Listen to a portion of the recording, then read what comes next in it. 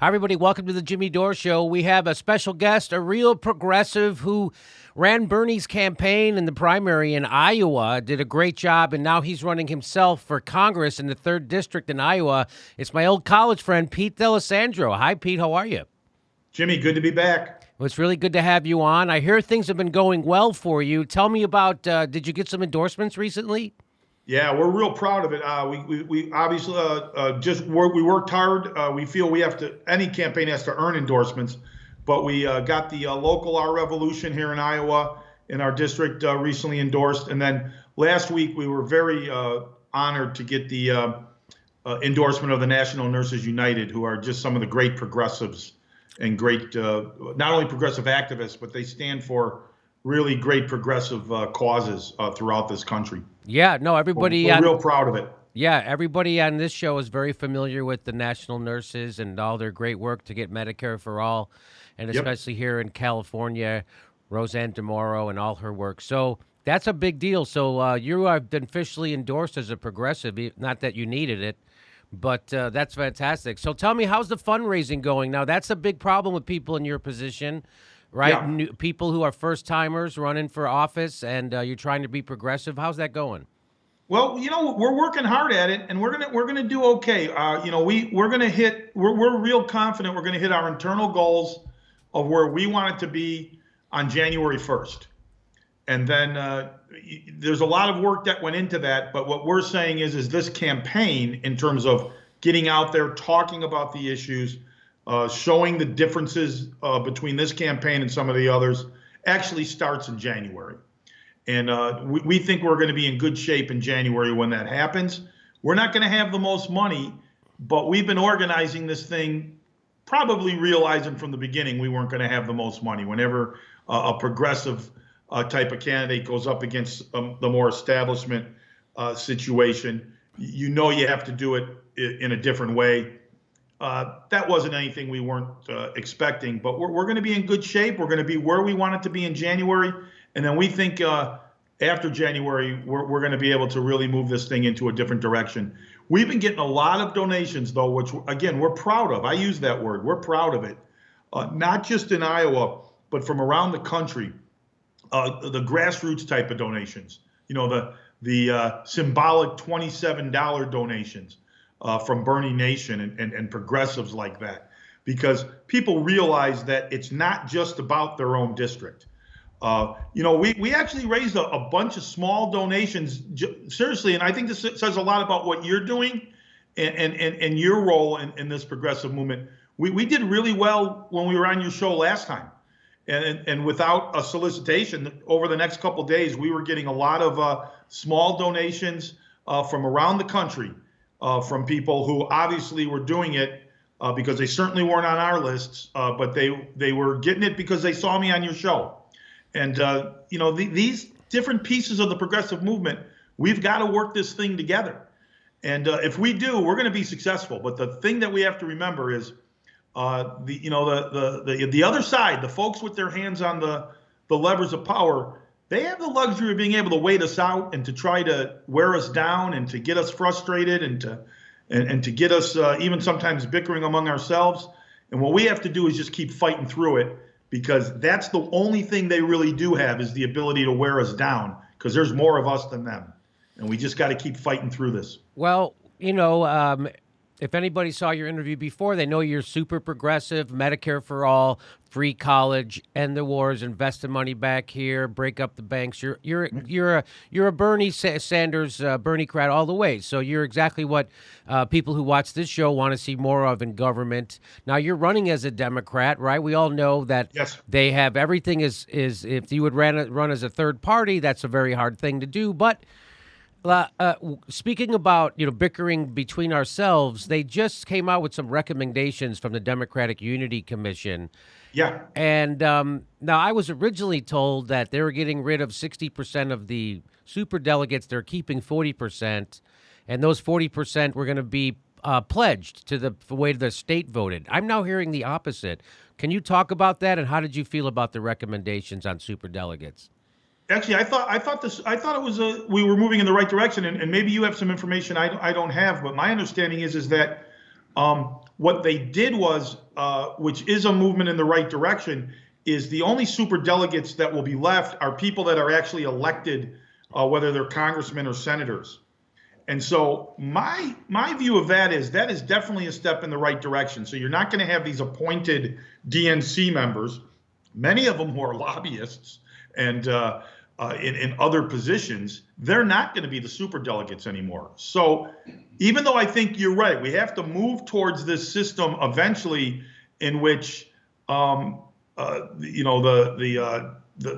thing is totally where people voted for and who people voted for. It's a little tougher sometimes for someone who got elected, let's say in District 1 or District 2 in Iowa, to go against their district when their district clearly was for somebody. So I think this is going to be a great movement towards the type of reform we're looking for, and it's going to take away that ability for it to be more of a machine type of thing that we grew up with, that we saw when we grew up in Chicago. And it's going to make those super delegates are going to have to be a little more aware of how the people in their district voted, because they actually answer to the voters. We don't have these non-elected super delegates anymore. So, but if it was now the whole DNC, I'm sorry, Jimmy, let's be clear. We've got to stay diligent on this. This is just a recommendation. The whole DNC still has to okay it. And here's where the diligence has to stay in. Jesse Jackson's people in 1988 did the same thing. They got rid of super delegates. But what happened was, again, because the due diligence isn't always there from the insurgents, when they got rid of them in 88, when everyone was watching, 2 years later, when the DNC met, they put them back in. No shit. So it's not just a matter of winning right now. It's a matter of staying diligent and saying we expect this to remain the way it is. So Pete, I didn't know about that. That's a historical thing, but so I didn't ever. I mean, I was alive during Jesse Jackson's campaign. Yeah. I actually voted for him. I did too. How did he get rid of super del? I don't know. I don't remember that happening. Enough of his people got elected to those DNC positions, just like we saw with some of our folks from the Bernie campaign. And in the Rules Committee right after the 88 election, super delegates were taken out of the process. But in 1990, in the off year, when they met, they put them back in just before the 92 election. Because again, the due diligence, you don't pay as much attention. And that's where, again, people with the levers of power, that's why we have to stay diligent and we have to keep these fights going, because they know they have the ability to wait us out. Regardless of, and I don't know what the sides were split back then, so I don't know who was on what side, but I do know that's what happened. Wow, I did not know that. But if it was up to you, you would eliminate all the super delegates. I'm hoping, fingers crossed. Here's what I would, if I earned this nomination and then work hard enough to get elected as a congressman, even if I have this super delegate designation, I would do one of two things. I would either vote the way my district voted, but more importantly, the way it is in Iowa, I would actually just say, look, if I'm going to get elected to the national convention, I got to go through the same process as everybody else. So I would show up at caucus. I would ask for people's support as Pete D'Alessandro, not just because I automatically got it. If I got enough votes at caucus and got elected to the next level, I would just keep going to each level. And if I was elected within the process that anybody else in my district had to go through to get elected as a delegate, then I would serve as a delegate. But I wouldn't accept a super delegate vote that was just given to me because I happen to be a congressman. Oh, okay. So that's how I would do it. Okay. So you all right. So you're just for the straight, regular elected delegate. Okay, that's yes. What we're all for. And we don't do it in, we don't do it in elections here in Iowa. So I would have to actually go through that 4-step process, but that's how I would do it.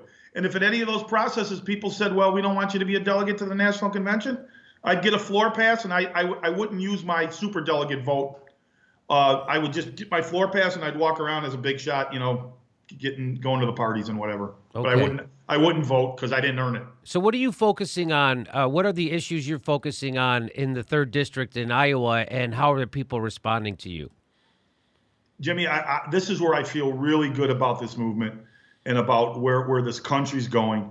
And I think where this party's going, if we work hard enough to make it happen. I talk about not nuancing issues. We talked about that last time I was here.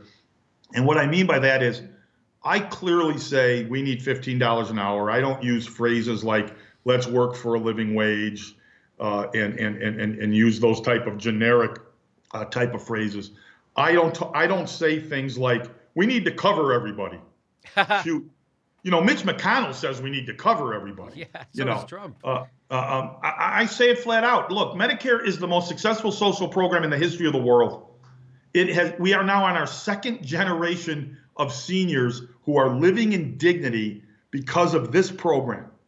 And I know there's some things that frustrate you about Democrats, but the one thing that frustrates me about Democrats more than anything else is when we run away from the things that we've done well and right for people. Yes.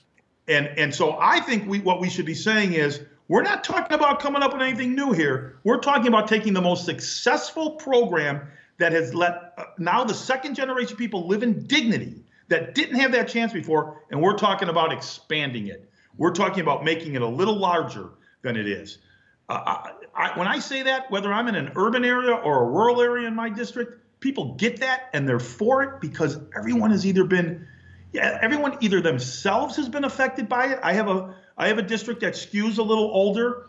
They've been affected themselves by it and they know it works, or they have somebody in their family that they care about that they know is in a better shape than they would have been if they didn't have this program. So I say it flat out. We need a Medicare for all system. People get that. So yeah, I think anywhere we go in this district, that's how we talk. And I think I'm seeing it in progressives everywhere else around this country. I'm sure you are too when you're talking to them.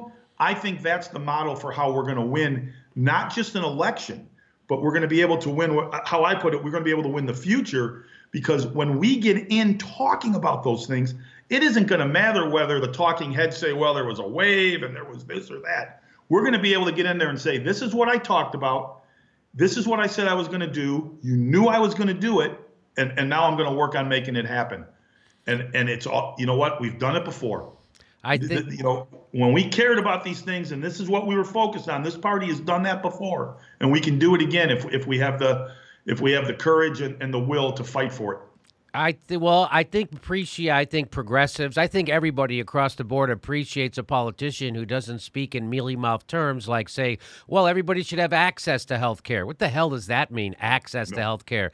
I like how you say it. Everybody should have Medicare. It's a really successful program. Everybody who has it loves it. It has less overhead than private insurance. It's a cost-saving thing. It insures everybody. It's exactly what we should be doing. So that's great to hear you say that. And, of course, people respond to it. I think that's why people responded to Trump, because he didn't sound like a politician.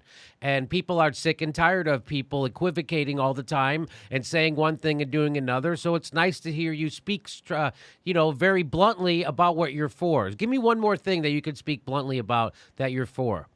Jimmy, to answer your question, I'll use to talk about the third thing we talk about is what a lot of people like to talk about in districts like mine is this rural-urban divide. Like there's a big difference between the values and people. And actually, one of the issues I talk about that I think proves that the values are the same is that whether I talk about the idea that if you work hard, you earn it, and you qualify to go to a state school, the decision not to go there shouldn't be based on how rich your parents are or how much money you have, and that anyone who earns it should be able to go to that school, and that state school should be tuition free to those that qualify.